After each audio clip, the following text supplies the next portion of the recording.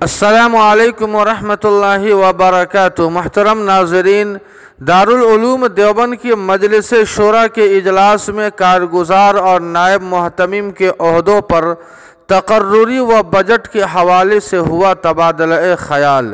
جی ہاں ناظرین، آپ کو بتلا دیں کہ مشہور اسلامی تعلیمی ادارہ دارالعلوم دیوبند کی سپریم پاور مجلس شورا کا اجلاس ادارے کے گیسٹ ہاؤس میں شروع ہوا۔ 3 روزہ اجلاس کے پہلے دن اتوار کو جہاں سال 2021-22 کے بجٹ پر تبادلہ خیال کیا گیا، وہیں کارگزار و نائب محتمم کے عہدوں پر تقرری کے لیے بھی غور و خوض کیا گیا۔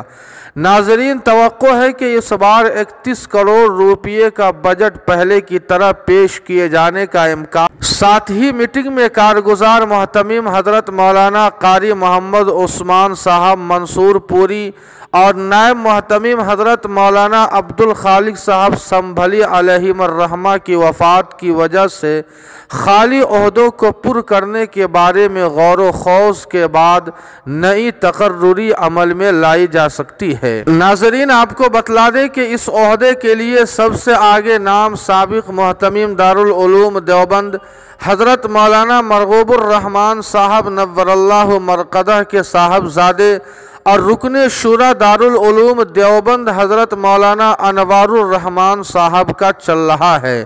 نیز گزشتہ روز یوپی کے سابق وزیر اعلیٰ اکھلیش یادو سے ملاقات کرنے والے دارالعلوم دیوبند کے 2 استاذ مولانا عمران اللہ اور شیخ الہند لائبریری کے ناظم مولانا شفیق سلطان پوری کے خلاف بھی کارروائی ہو سکتی ہے۔ ناظرین، آپ کو بتلا دیں کہ کورونا کی وجہ سے جہاں پچھلے سال کے بجٹ میں تخفیف کی گئی تھی، وہیں اس بار بھی قابل ذکر اضافے کی توقع نہیں ہے۔ اس بار بھی اگر بجٹ میں اضافہ نہ ہوا تو ملازمین کی تنخواہ مشکل سے بڑھ سکتی ہے۔ جی ہاں ناظرین، اس خبر کے تعلق سے آپ کی کیا رائے ہے؟ کمنٹ کر کے ہمیں ضرور بتائیں۔ ویڈیو کو لائک اور شیئر کر دیں اور قاسمی جی کے کو سبسکرائب کرنا نہ بھولیں۔ والسلام علیکم ورحمۃ اللہ۔